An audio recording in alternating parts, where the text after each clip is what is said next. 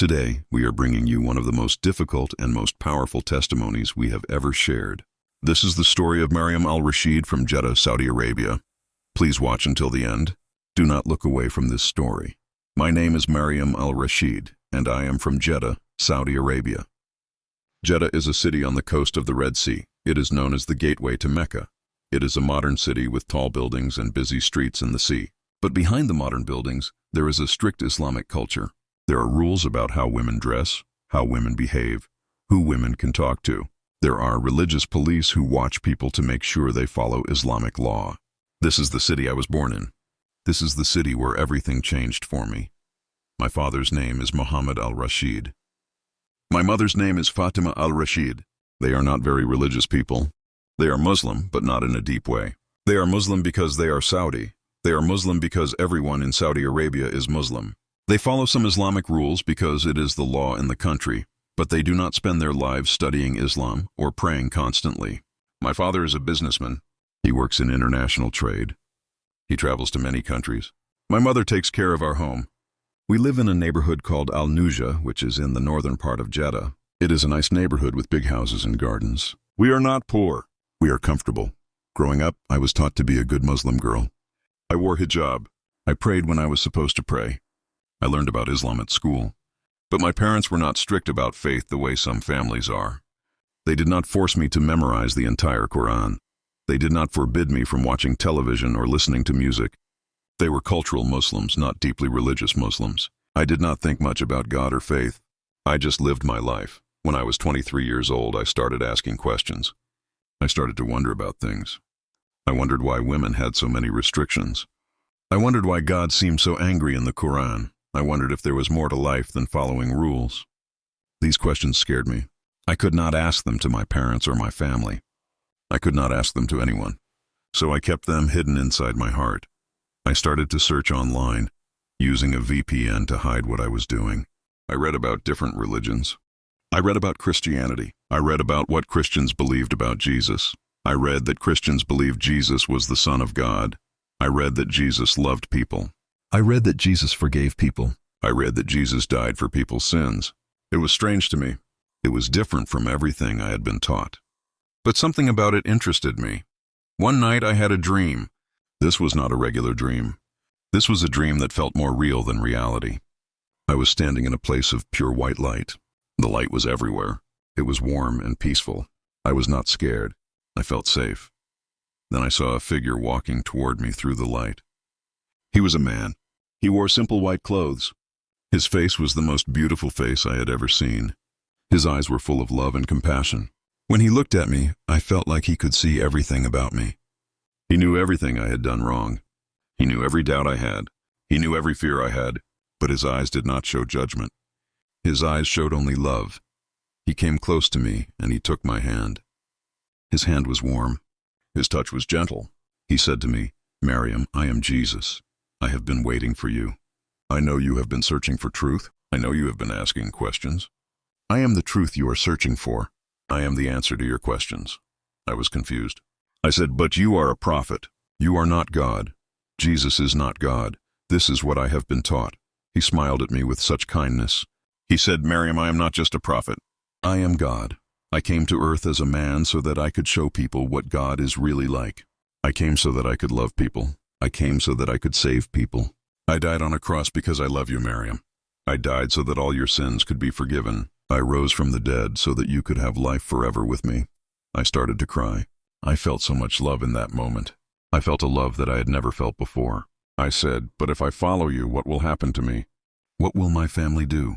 What will my country do?" Jesus held my hand tighter and he said, "I will be with you. I will never leave you. I will protect you. Trust me. Follow me. I am the way, the truth, and the life. There is no other way to God except through me." I felt his presence fill my whole body. I felt peace. I felt certainty. I knew that what he was saying was true. I knew that Jesus was real. I knew that he was God. I knew that I wanted to follow him no matter what happened. When I woke up from that dream, I was crying.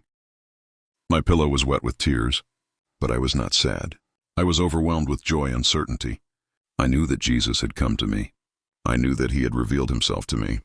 I knew that my life had changed completely. From that night on, I was a Christian. I did not know how to be a Christian. I did not have a Bible. I did not have a church.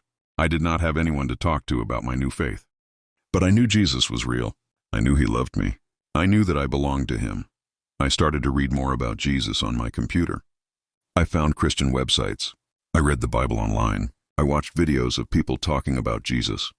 Every time I read or watched something about Jesus, I felt his presence. Every time I prayed to Jesus, I felt him answer me. My faith became stronger every day, but I made a mistake. My father saw my browser history. He saw that I had been reading about Christianity. He saw websites about Jesus and the Bible. He became very angry. He called me into his office and he asked me directly, "Miriam, what is this? Have you become a Christian?" I could have lied. I could have said no. I could have made up an excuse, but I could not deny Jesus. So I told my father the truth. I said, "Yes, Baba, I have become a Christian. I believe in Jesus. I believe that Jesus is God." My father's face turned red. He was shaking with anger. He said things that were very harsh and very hurtful. He said that I was a disgrace to the family. He said that I had betrayed Islam. He said that I had betrayed him. He said that he no longer had a daughter. He said that I was dead to him. He told me to leave the house. He said that I could not live with the family anymore. He said that if I was going to be a Christian, I could not be his daughter. My mother was crying. My brothers did not say anything. My father told me to pack my things and leave that same day. I left my house with a small bag. I had nowhere to go. I had no money. I had no friends who knew about my faith. I was alone in Jeddah with nothing. I walked the streets for hours. I did not know what to do. I sat in a park near the Corniche, which is the waterfront area of Jeddah. The sea was in front of me. I was scared and I was crying.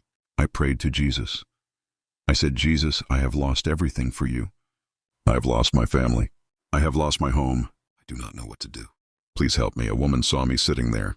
She was an older woman. She came and sat next to me and asked me why I was crying. I did not want to tell her, but I was so desperate that I told her everything. I told her that I had become a Christian and my father had disowned me. The woman's face changed.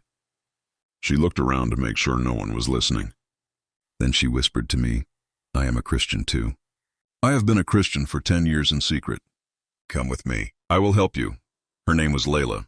She was a former Muslim woman who had become a Christian many years ago. She had suffered much for her faith. She took me to her small apartment in the Al-Balad district, which is the old city of Jeddah. She gave me food and a place to sleep. She told me that I could stay with her. For 2 weeks I stayed with Layla. She taught me about Jesus. She gave me a Bible. She prayed with me. She helped me understand what it meant to be a Christian. During this time, I felt Jesus healing my heart. I felt him comforting me about losing my family. But then something terrible happened. Some men came to Layla's apartment. They were religious police. They were looking for women who had left Islam. Someone had reported us. They broke into the apartment and they arrested both of us.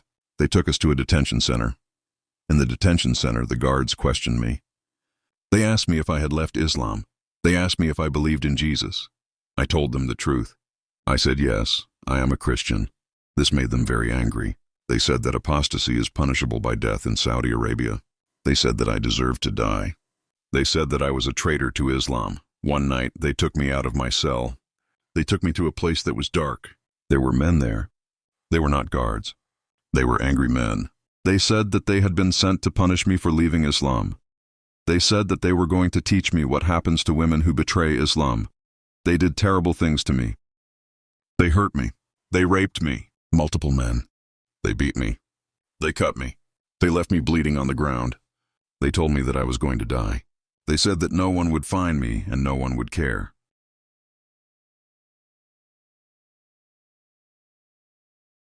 I thought I was dying. I thought that was the end. I prayed to Jesus. I said, "Jesus, I am here. I am suffering. I am in pain. But I still believe in you. I still love you. Please forgive me for any sin. Please take me to be with you." But I did not die. A man came. He was a worker at the detention center. He was a Muslim man, but he was a good man. He saw what had happened to me. He saw that I was bleeding and broken. He felt mercy for me. He took me out of that place without telling anyone.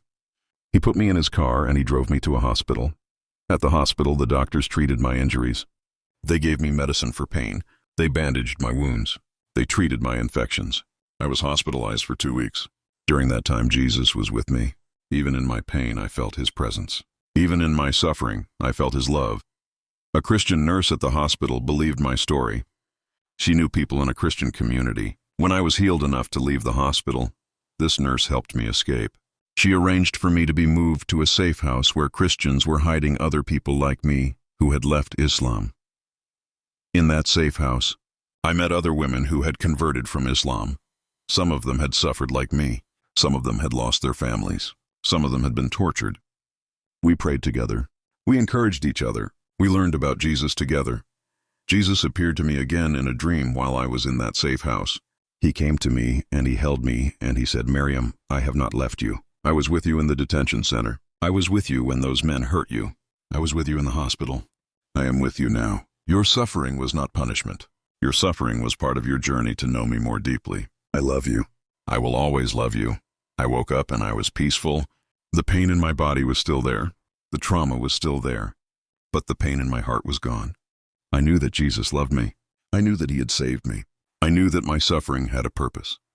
Now, 2 years later, I am still living with the Christian community. I am learning more about Jesus every day. I am healing from my trauma. I am helping other women who have left Islam and who need support and protection. My family does not know that I am alive. They think I am dead or that I have disappeared. My father never reached out to me. My mother never tried to find me. They accepted that I was gone. They moved on with their lives. It breaks my heart that I cannot contact them. It breaks my heart that they think I am dead. But I also know that if I contacted them, they would turn me in to the authorities. They would put my life in more danger. I do not regret becoming a Christian. I do not regret following Jesus. Even though I lost my family, even though I was raped and beaten, even though I have suffered greatly, I would make the same choice again, because I have found Jesus. I have found God's love. I have found truth. I have found peace. Jesus changed my life. He appeared to me in a dream and he showed me that he is real. He showed me that he is God. He showed me that he loves me completely, and that is worth more than anything I have lost. I am Mariam Al-Rashid from Jeddah, Saudi Arabia. I was a Muslim woman. I became a Christian. I was persecuted and beaten and left to die. But Jesus saved me. Jesus healed me. Jesus gave me new life. And now I follow him with all my heart. Thank you for listening to my story. May it bring glory to Jesus Christ, who is alive today, who is real, who loves us and who saves us.